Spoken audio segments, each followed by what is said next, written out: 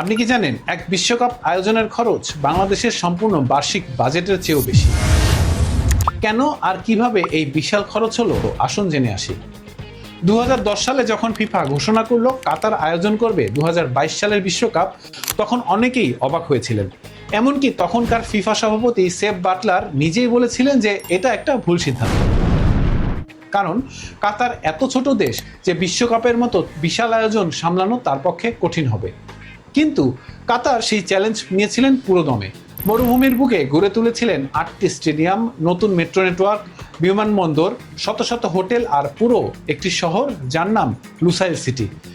কিন্তু মজার ব্যাপার কি জানেন? স্টেডিয়াম বানাতে খরচ হয়েছে মাত্র 6 থেকে 10 বিলিয়ন ডলার। বাকি প্রায় 210 বিলিয়ন ডলার গেছে রাস্তাঘাট, হোটেল, পরিবহন আর অবকাঠামোতে, যা তুলনা করলে রাশিয়া 2018 বিশ্বকাপে খরচ করেছিল মাত্র 14 থেকে 15 বিলিয়ন ডলার। অর্থাৎ কাতার খরচ করেছে রাশিয়ার চেয়েও 15 গুণ বেশি।